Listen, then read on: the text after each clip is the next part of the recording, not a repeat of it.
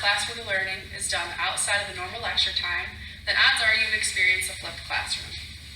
With technology becoming more prominent, it is possible that your children might experience a flipped classroom early on, so it is important to understand the dynamics of them. The flipped classroom model can be used as an alternative to the traditional model, using various resources to carry out learning. I am pursuing a degree in elementary education and have learned that flipped classrooms or flipped lessons are becoming more popular in the primary grades. I have researched how flipped classrooms are being used in schools and what resources are needed to do so. First, I will describe the difference between a flipped classroom and a traditional classroom. Second, I will discuss the resources needed to flip a classroom.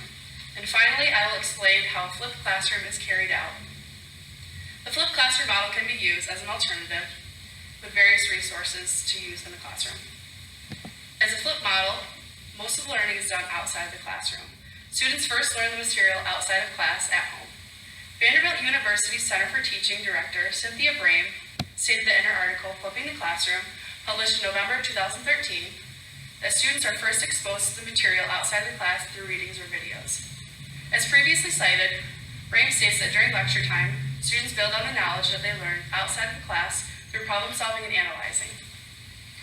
The teacher presents the information during class time and work is done after the teacher lectures in the traditional model. With flipped classrooms, most time is given in class for students to learn through concept engagement and interactive activities with the help of the teacher. Now that you understand what the flip model looks like, I'll explain what resources are needed to flip a classroom. A variety of resources are required to successfully flip a classroom. The goal of these resources and using them outside the class is to enhance student understanding. High school flipped classroom user Brian Fedek stated that in his article, The Flipped Classroom, published in September 2018, that his list of resources ranges from online websites and manipulatives to interactive demonstrations and videos that support student learning.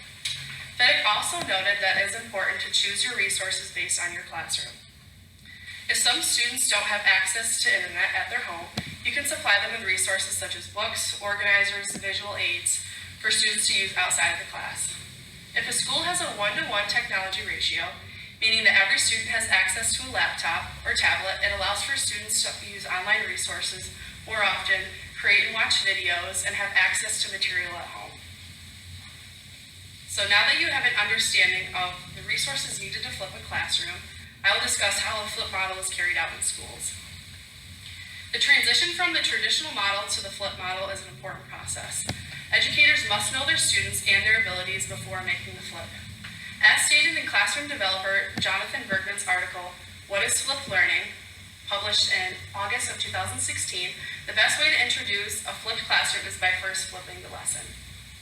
Bergman suggests to ask questions before considering the flip, such as what to do since the lecture time is being taken out, how students will have access to resources at home, or what higher-level thinking strategies can be used to implement during lecture time.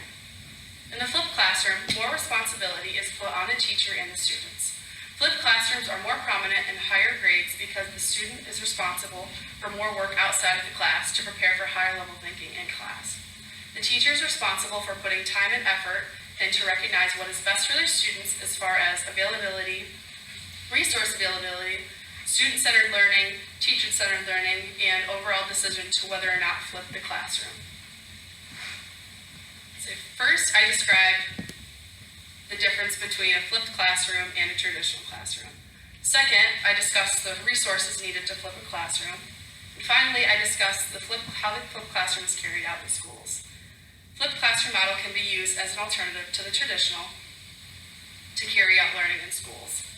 Think of how your previous classes have been set up and the dynamics of how they've been taught. Now think of education for years to come.